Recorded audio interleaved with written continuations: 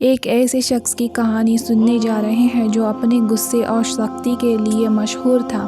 اس کا نام سنتے ہی لوگوں کے دل دہل جاتے تھے۔ اس کے ایک فیصلے نے انسانی تقدیروں کو ہلا کر رکھ دیا اور آج تک لوگ اس فیصلے کے بارے میں سوچ کر حیران ہیں۔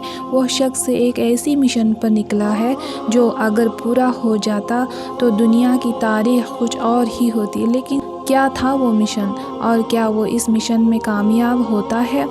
آئیے اس دلچسپ کہانی کو شروع سے سنتے ہیں۔ یہ واقعہ ہے حضرت عمر بن خطاب رضی اللہ عنہ کا، جو اسلام کے سخت دشمن تھے۔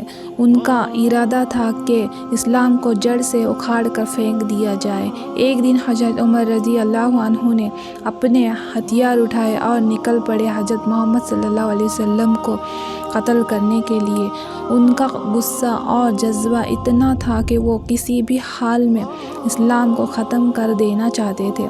راستے میں انہیں ایک شخص ملا جس نے کہا، تمہیں محمد صلی اللہ علیہ وسلم کو مارنے جا رہے ہو، لیکن تمہیں یہ پتہ بھی ہے کہ تمہارے اپنے گھر میں تمہاری بہن اور بہنوئی اسلام قبول کر چکے ہیں۔ یہ سن کر حضرت عمر کا غصہ اور بڑھ گیا۔ وہ سیدھے اپنی بہن کے گھر گئے۔ جب انہوں نے وہاں پہنچے تو انہوں نے دیکھا کہ ان کی بہن اور بہنوئی قرآن کی تلاوت کر رہے ہیں۔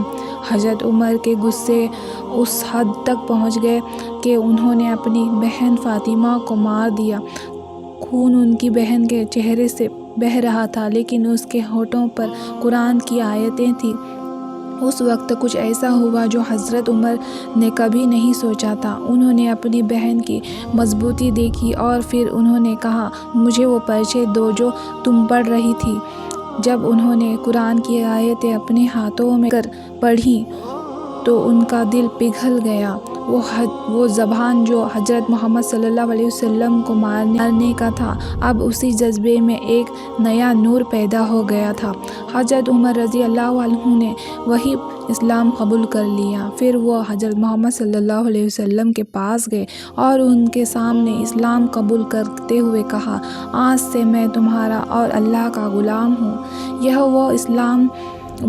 یہ وہ لمحہ تھا جس نے اسلام کی تقدیر بدل دی۔ ایک ایسے شخص کا دل جو کبھی اسلام کے دشمن تھا، قرآن کی آیتوں نے اس کو اسلام کا سب سے بڑا محافظ بنا دیا۔